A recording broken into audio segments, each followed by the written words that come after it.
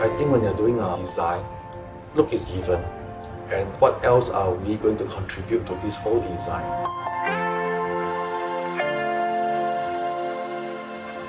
It's a vision to bring a certain harmony to the whole space on how people live their life. And from there, we expand into how things will look.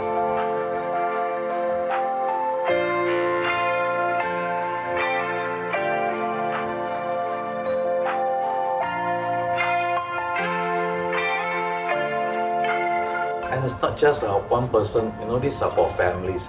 Most of them will be 3 generations. Each of these generations will have different requirements.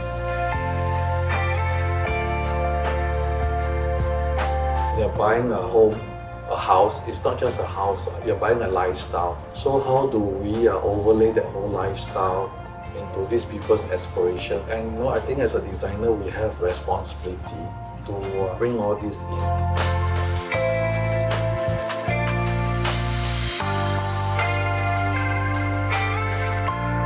I walk around Embassy Springs, all the flowering trees, you see little nests coming about. There's a lot of activity out here. So you can spend a whole day just walking around, observing tiny birds and what we've built as a complete ecosystem out here.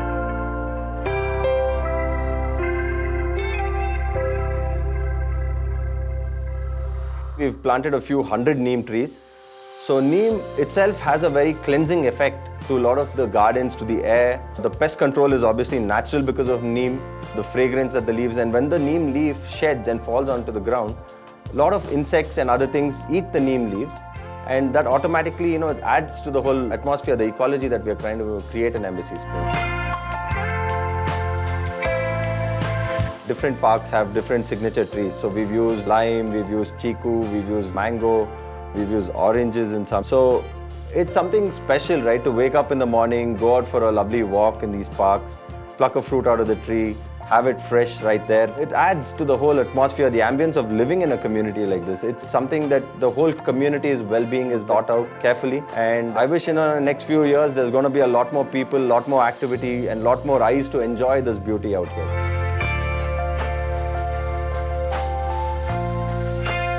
When I first visited Springs about 5 or 7 years ago, when this land was, when the concept for Springs had come about, there were hardly any trees out here. It was just a barren grassland. And whenever it rained, we would see that surface runoff of water was huge. There was a very large quantity of water that would just run onto the roads and onto the drains, eventually flooding the local roads and stuff like that. But now we realize that after 1 or 2 years of this planting scheme that we've done, there's a lot of percolation of rainwater. So the runoff is reduced drastically.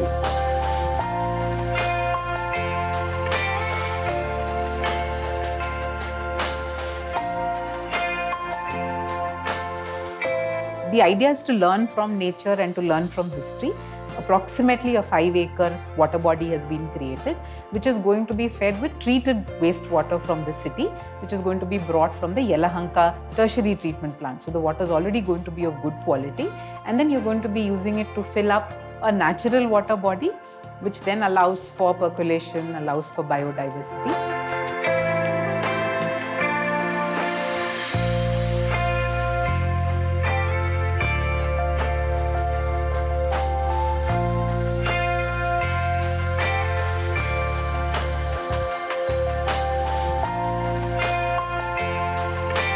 So it has to be visually impactful, ecologically responsible, so that you could use it and enjoy it for many years to come.